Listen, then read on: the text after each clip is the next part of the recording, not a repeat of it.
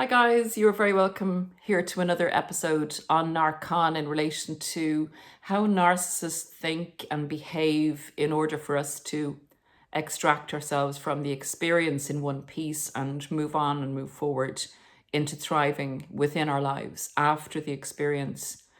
So looking at how a narcissist sets their target up for a discard is very informative and is very healing even if you're a good way by this stage, because initially it's very hard to accept the fact that you are with a narcissist because you don't want the relationship to have meant nothing in terms of the love that was there. So looking at this helps us re-regulate ourselves and give us a sense of the reality of what actually happened to us. And this is always healing, to get things in order and to be able to move forward from that. So I'm going to get into that topic, how a narcissist sets you up for a discard and what they're thinking as they go along that trajectory. I would like to mention, I think this may be of interest to you. Quite a while ago now, since I've mentioned it, on this channel we operate a buddy program system. It's very simple. You just, in the comments, write, say, buddy request, that you'd like somebody to be a support partner, and just leave your location so that at least maybe your time zones can be compatible. If you leave a comment in the comments that you want to partake in the buddy program, up to somebody else to answer you or to look through the comments and answer the comments that are there or put one up of your own. So if you want that support, try it out. If no one answers, they don't answer. Keep trying until they do. And hopefully, you can match up with someone, particularly if you can't afford coaching or feel that you'd like to be able to share your experience with someone who gets it. So let's get into the reasons or how a narcissist thinks in setting you up for a discard, because people are very discombobulated when in an adult relationship that's gone on for a number of months and you've maybe even been living with this person, or it could have gone on for years. It's not normal, guys, for someone to just walk out and not contact you, not give you a reason, when the day before they were even telling you they loved you, they were making love to you, they were making plans for the future with you. That's nuts. That's not normal. And that's not because of you. That's not because of you. It's the way they operate in the world. And I'm going to get into how they think to justify that type of operation in the world. And you may say, well, look, Paula, this is modern life. This is the way people seem to do things.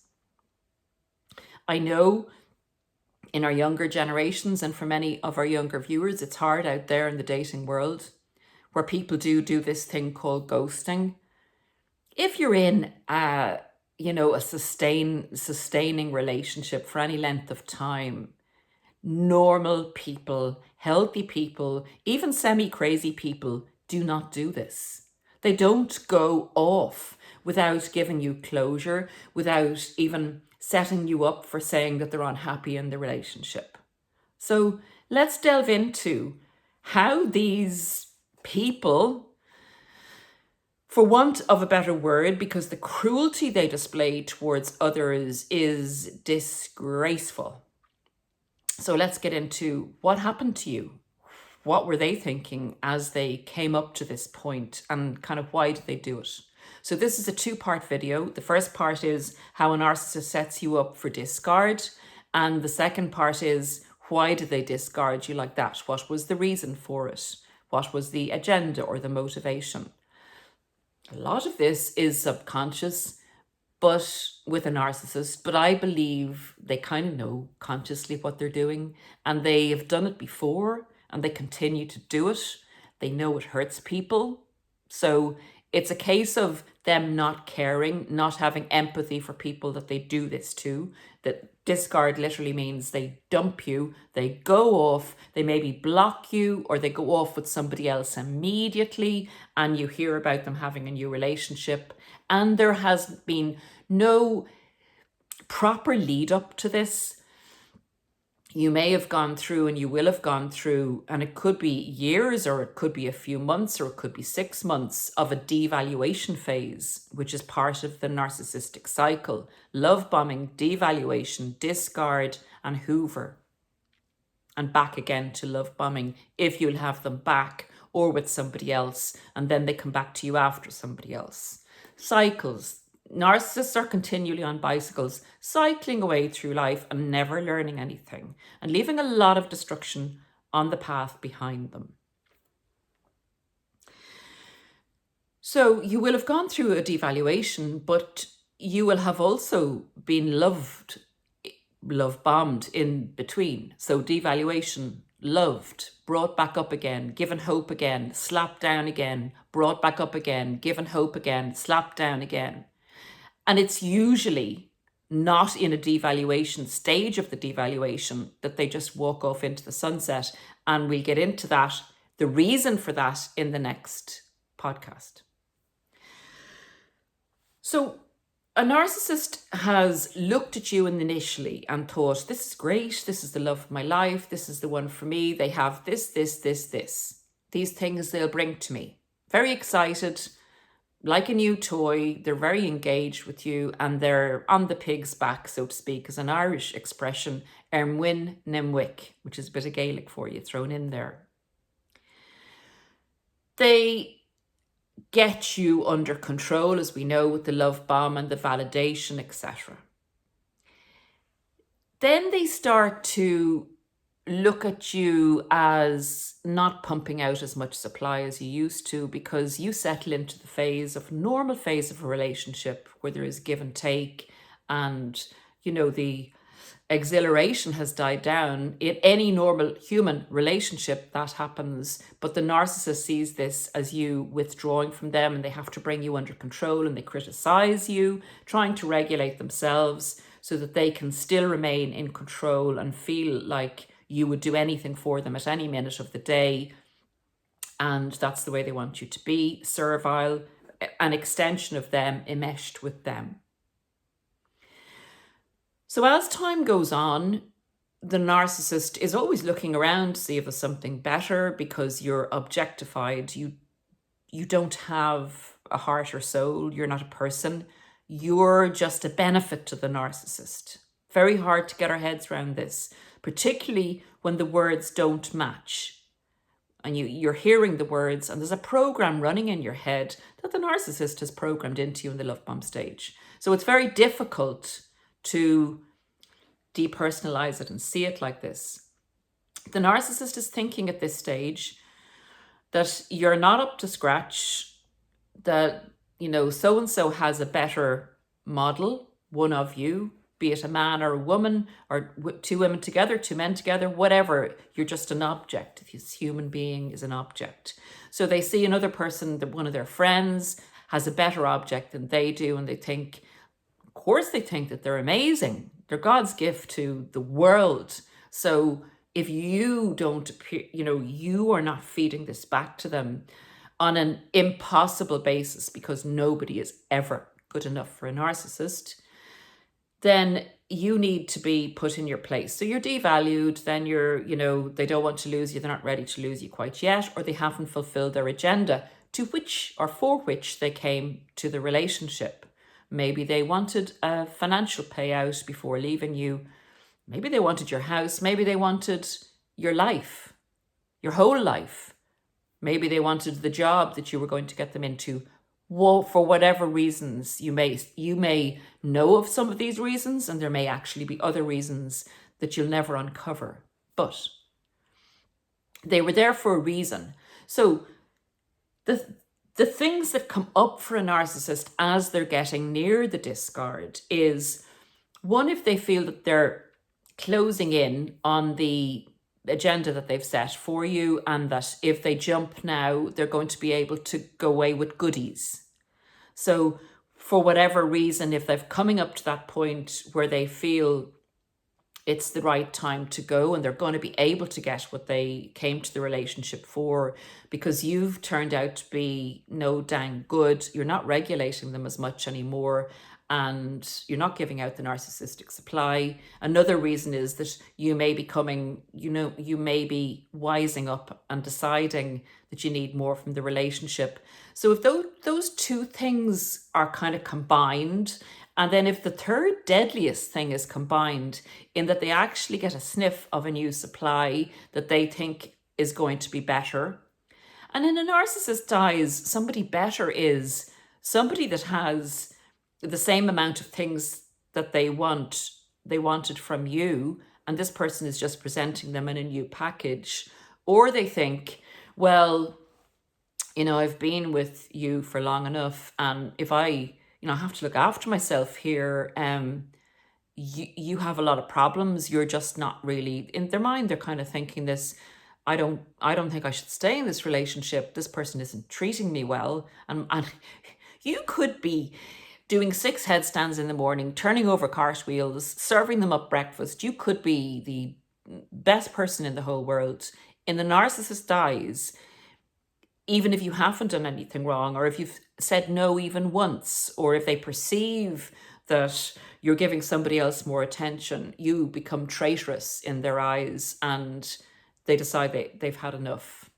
Plus the boredom, plus they've decided that this is time to cash in on their investment, plus they see somebody else. So without labouring the point, this is what the narcissist is thinking coming up to the discard. I'm wasting my time here. I'm not being treated the way I deserve to be treated. And, you've got a lot of issues. I mean, imagine asking me to help you. You're always asking me to help you. That's the kind of way they're immaturely thinking, and their narcissism is telling them that they can do better and that you're actually not good enough, even though they know probably that you're even a more quality person than they've ever come across before, or much more better quality than them. They can't compute that because their narcissism won't let them. Because they always have to be the best and they always have to be in control. So you become a threat if they perceive you as being a really decent person or somebody of a higher quality and class than them. You have to be put down. You have to be put in your box.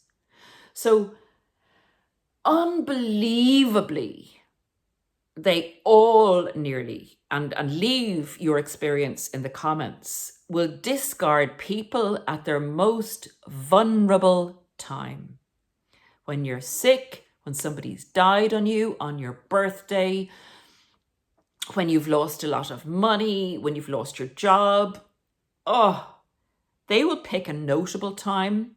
And oftentimes it'll be around a birthday or a celebration or a holiday period that will occur each year, so that they know that each time that occurs, this is a marker. You're going to remember that they left you, that you weren't good enough, and this is going to take a long time for you to recover from. And again, the second part of this little mini series on what's going on with the narcissist when they discard you, for you to heal. If you understand that this imp, this unfeeling person is thinking only of themselves and what's good for them.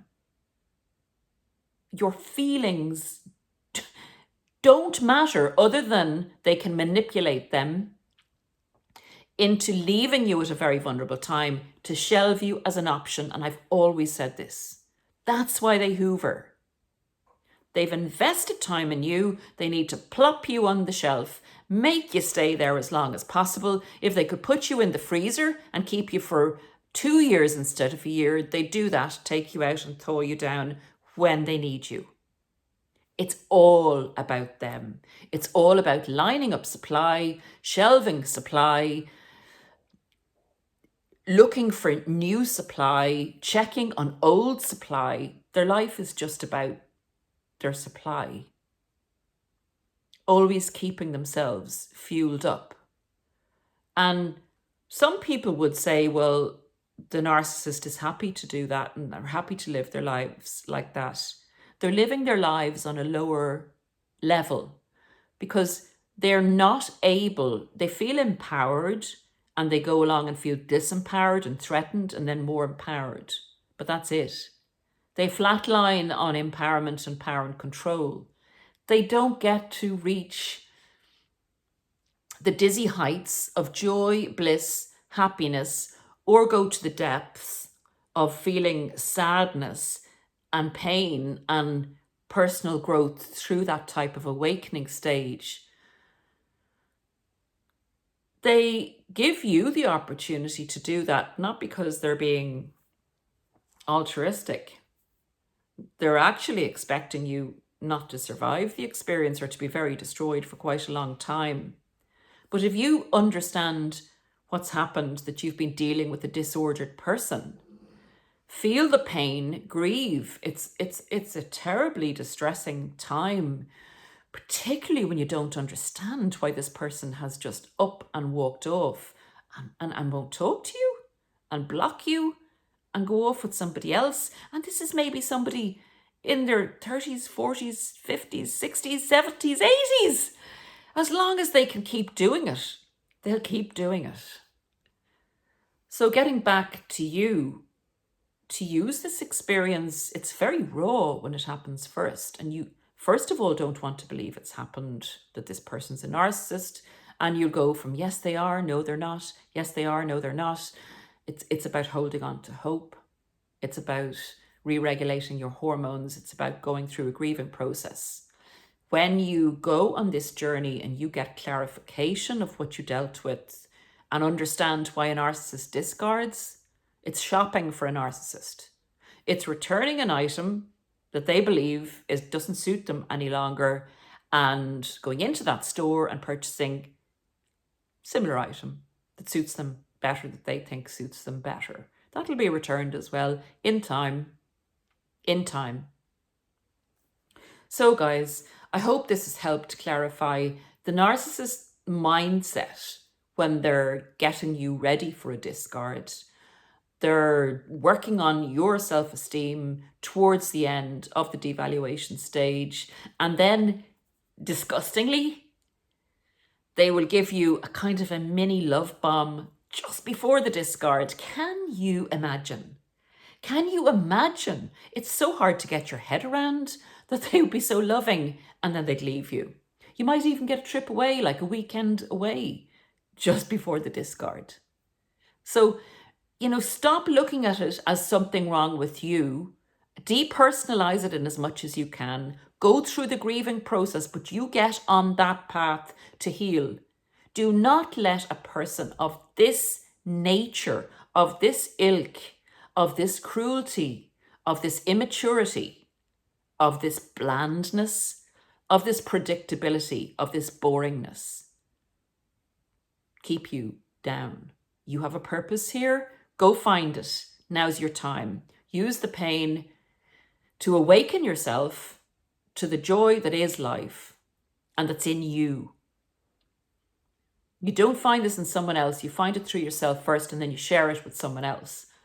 The narcissist kind of sells you, I'll give all this to you. I'll give you happiness. That's what they're selling. And it's a fake and it's a con. And that's why I call the channel narcscon. Guys, don't forget to share. I'll get that next podcast out to you very soon in relation to why the narcissist discards you in this manner. What's the purpose of it? Although I'm guessing a lot of you already know. But we'll go through that and then how to move forward a little bit on the healing journey from the discard phase, or reviewing the discard phase when you're further down along the journey. Don't forget to like, share, subscribe, and hit that notification bell because people are not getting the videos when they come out. Take great care of yourselves. Have a great day. Have a great evening. And we'll be in touch again soon. Bye for now.